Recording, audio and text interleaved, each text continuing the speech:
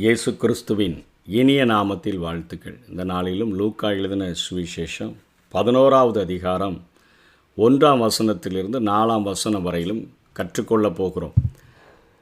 அவர் ஒரு இடத்தில் ஜெபம் பண்ணி முடித்த பின்பு அவருடைய சீஷரில் ஒருவன் அவரை நோக்கி, ஆண்டவரே, யோவான் தன் சீஷருக்கு ஜெபம் பண்ண போதித்தது போல நீரும் எங்களுக்கு போதிக்க வேண்டும் என்றான்.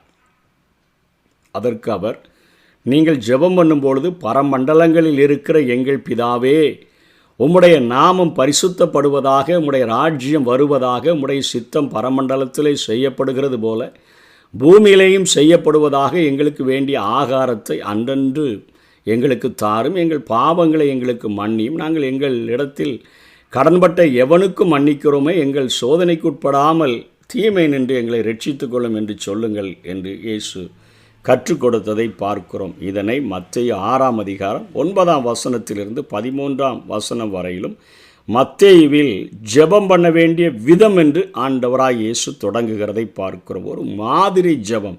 நாம் இதை கிளிப்பிள்ளையைப் போல ஒவ்வொரு வாரமும் சொல்ல வேண்டிய தேவையில்லை. இது மாதிரி ஜெபமாக இருக்கிறபடினால இப்படிப்பட்ட மாதிரியை கடைபிடிக்க வேண்டும் என்று இயேசு கிறிஸ்து கற்றுக் கொடுக்கிறார். நாம் இன்றைக்கு ஒருவருக்கு ஒரு விண்ணப்ப படிவத்தை அனுப்பும் பொழுது, ஒரு லெட்டர் எழுதும் பொழுது, நமக்கென்று ஒரு தேவைகள் நிறைவேற்றும்படியாக நாம் காரியத்தை செய்யும் பொழுது ஃப்ரம் என்று எழுதுகிறோம், டு என்று எழுதுகிறோம், சப்ஜெக்ட் எழுதுகிறோம், அதனுடைய உள்ளடக்கமான கருத்துக்களை எழுதுகிறோம். அதாவது அனுப்புனர், பெறுநர், அப்புறம் அவர்களுக்கு தேவையான அந்த பொருள் என்று போடுகிறோம். அதுக்கப்புறம் ஐயா என்று போட்டு நாம் அந்த காரியங்களை எழுதுகிறது போல இங்கே இயேசு கிறிஸ்து முதல்ல யாரை நோக்கி ஜெபிக்க வேண்டும் என்று சொல்லுகிறார், அழைப்பு கொடுக்கிறார்.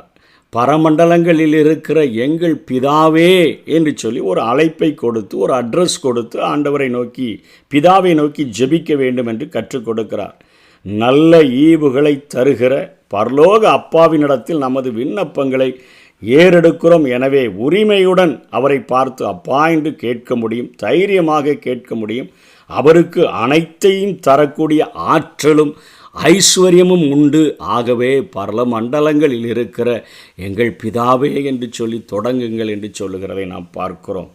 அதனைத் தொடர்ந்து 2வது காரியமாக தேவ மகிமைக்காக ஜெபிக்கும்படியாக அங்கே இயேசு கற்றுக் கொடுக்கிறார். உம்முடைய நாமம் பரிசுத்தப்படுவதாக.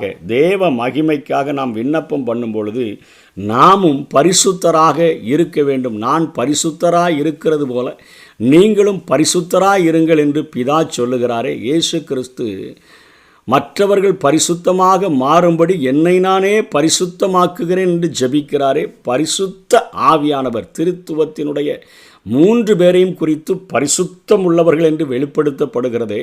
இயேசு கிறிஸ்து உன்னிடத்தில் பிறக்கிறது பரிசுத்தம் உள்ளது என்று சொல்லப்படுகிறது. அத்தனை பரிசுத்தமுள்ள ஒரு தேவாதி தேவனை நோக்கி நாம் ஜெபிக்கும் பொழுது நாம் பரிசுத்தம் உள்ளவர்களாக இருக்க வேண்டும் என்று சொல்லி இங்கே உம்முடைய நாமம் பரிசுத்தப்படுவதாக என்று இயேசு சொல்லிக் கொடுக்கிறதை பார்க்கிறோம்.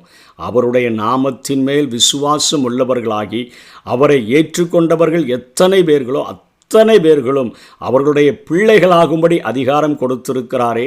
அவர் பரிசுத்தராய் இருக்கிறபடியினால் அவருடைய பிள்ளைகளும் பரிசுத்தராய் இருந்து உம்முடைய நாமம் பரிசுத்தப்படுவதாக என்று சொல்லி நாம் ஜெபிக்க நாம் கடமைப்பட்டிருக்கிறோம் என்று இயேசு கற்றுக் கொடுக்கிறார். அதனைத் தொடர்ந்து உம்முடைய ராஜ்யம் வருவதாக.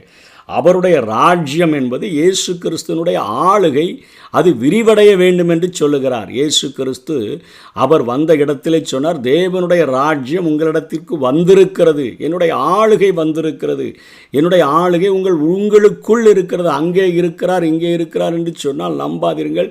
தேவனுடைய ராஜ்யம் உங்களுக்குள் இருக்கிறதே.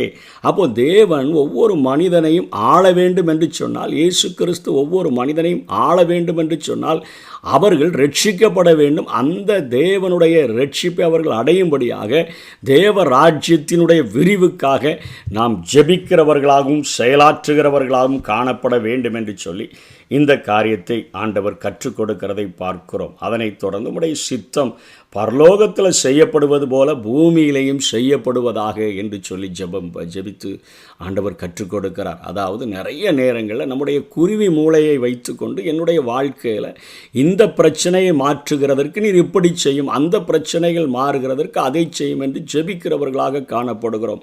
நிறைய நேரங்களில் நாகமானை போல எலிசா என்னுடைய அந்த குஷ்டரோகத்தை தடவி சுகமாக்குவான் அப்படின்னு நினச்சி வருகிறோம். அங்கே எலிசா சொல்லுகிறான், நீ போய் அங்கே யோர்தான் நதியில் 7 தரம் மூழ்கிட்டு போக என்று சொல்லுகிறான். அதே போல் ஆண்டவருடைய வழிகள் என் வழிகள் உங்கள் வழிகள் அல்ல, என்னுடைய நினைவுகளும் உங்கள் நினைவுகள் அல்ல என்று சொல்லுகிறாரே. ஆண்டவருடைய சித்தம் பரலோகத்தில் எப்படி இருக்குதோ அதே போல் பூமியிலையும் செய்யப்பட வேண்டும் என்று ஜெபிக்கிறவர்களாக காணப்பட வேண்டும். இயேசு அந்த காரியத்தை தெளிவாக அறிந்திருந்தார். பிதாவினிடத்தில் சொல்லும் பொழுதே சொல்லுகிறார், புஸ்தக சுருளில் என்னை குறித்து எழுதியிருக்கிறது, அதை நிறைவேற்ற இதோ வருகிறேன் என்று சொல்லித்தான் அவர் வருகிறார். எனக்கென்று ஒரு உடலை, ஒரு சரீரத்தை ஆயத்தம் பண்ணினீர் என்று சொல்லி வருகிறார். இன்றைக்கி நம்முடைய ஆவி தேவன் தந்த தீபமாக இருக்கிறது.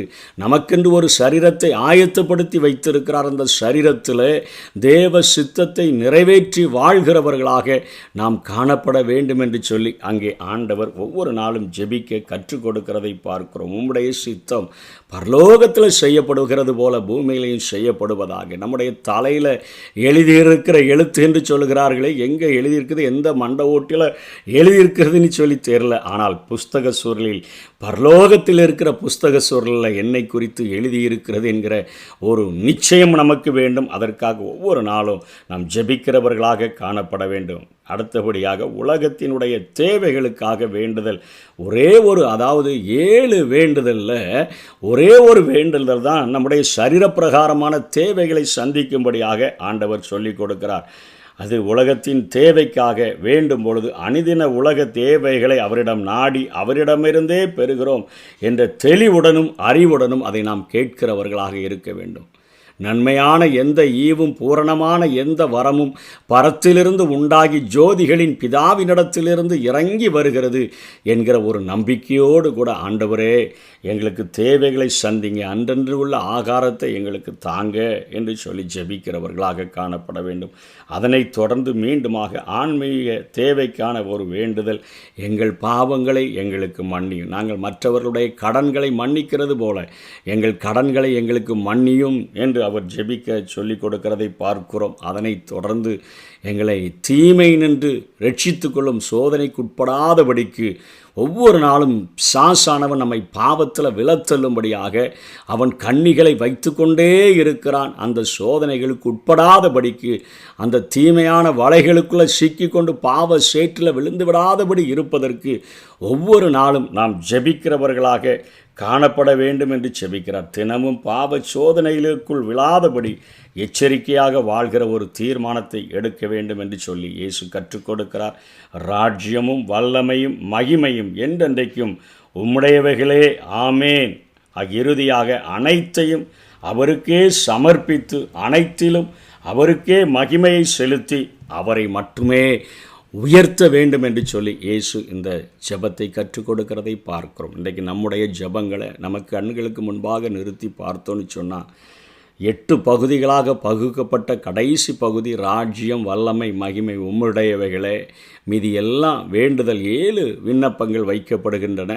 அதில் 7ல் ஒரே ஒரு காரியம், நம்முடைய சரீரப்பிரகாரமான தேவைகளை நாம் சந்திக்கும்படியாக ஜெபிக்க அழைக்கப்பட்டிருக்கிறோம். ஆனால் நம்முடைய ஜெபத்தை கொஞ்சம் ஆராய்ந்து பார்த்தா 100% நம்முடைய சரீரத்தின் தேவைகளை பூர்த்தி செய்கிறதற்கே ஜெபிக்கிறவர்களாக காணப்படுகிறோம். நம்முடைய ஜெபத்தின் மாதிரியிலேயும் நாம் கொஞ்சம் மனம் திரும்பி ஆண்டவராகிய இயேசு கிறிஸ்து கற்றுக் கொடுத்த அந்த மாதிரியின்படி ஜெபிக்க கடமைப்பட்டிருக்கிறோம். கர்த்தர் தாமே நம்மை ஆசீர்வதிப்பாராக. ஆமென். உம் நாமம் உயரணுமே, உம் அரசு வரணுமே,